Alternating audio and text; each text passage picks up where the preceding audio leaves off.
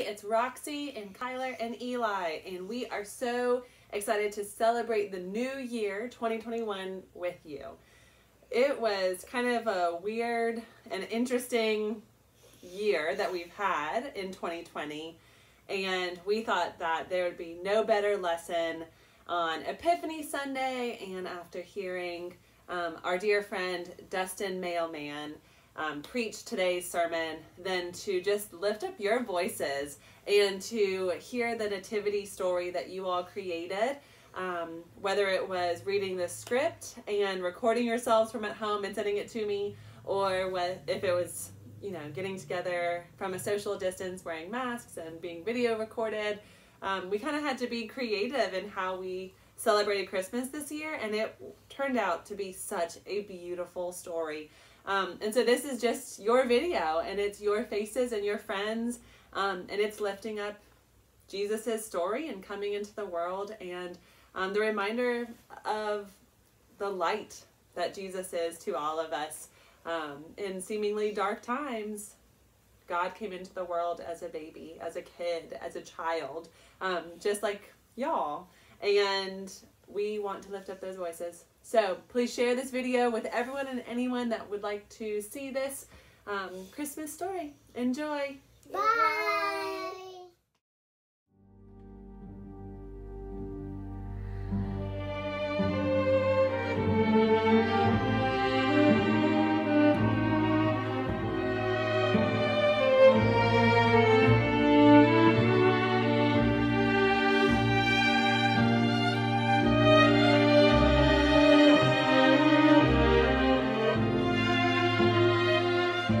In the beginning was the Word, and the Word was with God, and the Word was God. He was with God in the beginning. Through him all things were made. In him life was made, and that life was the light of all mankind. That light shines in the darkness, and the darkness has not overcome it. The true light that gives light to everyone was coming into the world. The Word became flesh and lived among us. This is his story. This is his story. This is his story. A long, long time ago, in a town called Nazareth, there was a girl named Mary. She was God. One day, God sent an angel named Gabriel to visit Mary, and he said, "Hey, Mary, you're going to have a baby." Mary was surprised and a little scared. Mary said, "How? I'm not even married." Mary was supposed to marry a guy named Joseph. She said to him, "Look, I'm going to have a baby." Joseph was scared and didn't understand.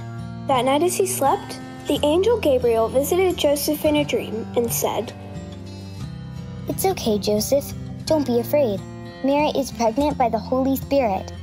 She'll have a baby boy and you'll name him Jesus." Joseph chose to trust God and to love and support Mary.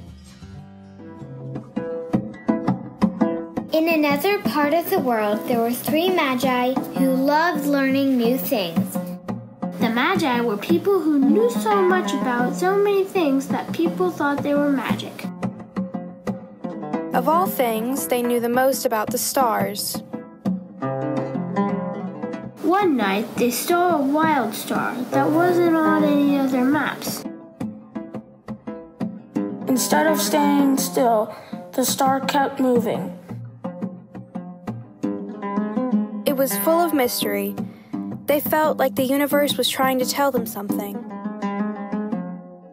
So they did something crazy. They left everything they had and decided to follow it, to see where it would lead them and what it could teach them. They had faith to follow and seek a new king.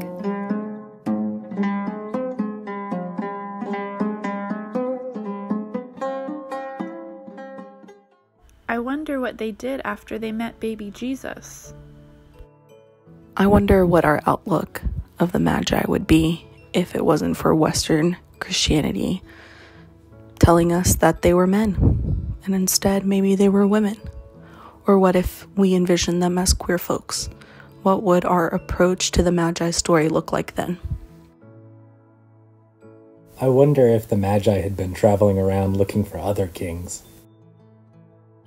I wonder if anyone experienced the same awe and wonder at watching the conjunction of Jupiter and Saturn this past week as the Magi did that night.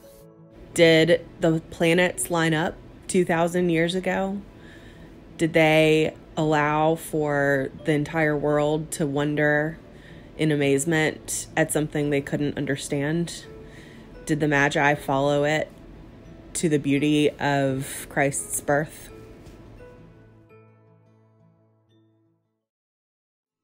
Just before the baby was to be born, Joseph and Mary had to go on a long trip to a town called Bethlehem, which is where Joseph was from.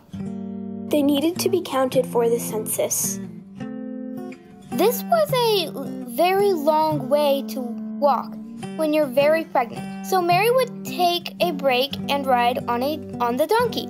It's also hard to ride a donkey when you're very pregnant, so sometimes she would walk. Eventually they got there and they tried looking for a place to sleep. But there were so many people that had traveled there that there was no room. Finally, they knocked on another door, and just when the innkeeper was about to tell them it was full, he said, "Well, I do have somewhere you can sleep, but I hope you like animals."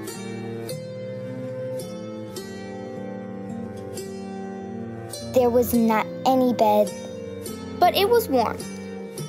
When Mary gave birth to baby Jesus, she wrapped him in cloths and laid him in the manger, which is where the animals eat out of.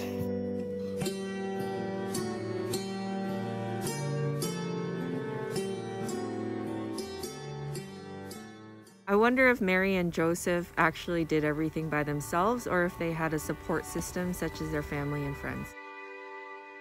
I wonder if Mary and Joseph were mostly consumed with the feeling of excitement and feeling honored when they found out the news of being pregnant with baby Jesus, or if it was mostly fear and a sense of shame that they carried with them for the beginning part of their journey of being pregnant. I wonder if Mary was really a virgin. If Joseph is returning to Bethlehem, it seems like he would have family to stay with there.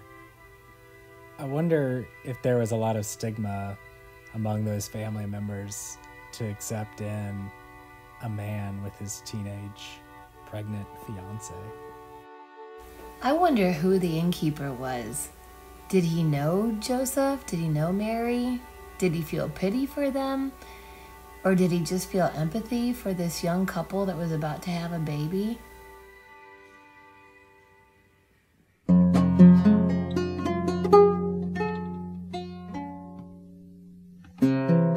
No one knew about Jesus yet.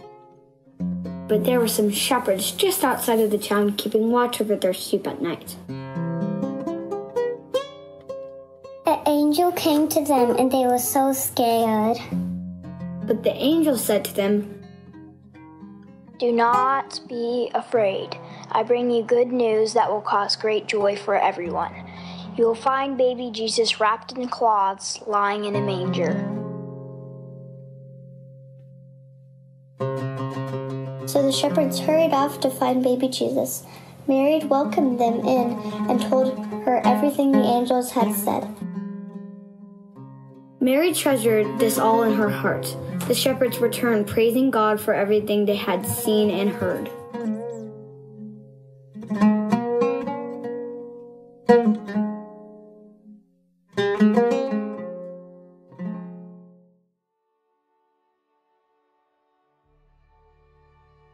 I wonder what the shepherds were thinking when the angels appeared to them with a special message. I wonder if Jesus got cold and he needs somewhere else to sleep. I wonder, where might you see yourself in this story? What speaks to you today in this year?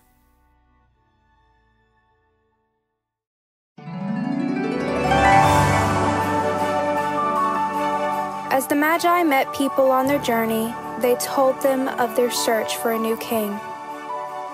Some were excited, some were afraid. But the Magi continued to follow the star a long way. A really, really long way. A really, really, really, really long ways.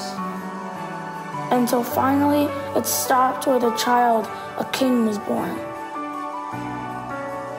As the Magi arrived at the stable, they saw baby Jesus with his mother and worshipped him, giving him gifts of gold, frankincense, and myrrh.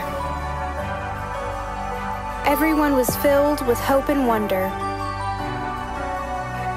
That was the best night ever. It was the best night ever. It was the best night ever. It was the best night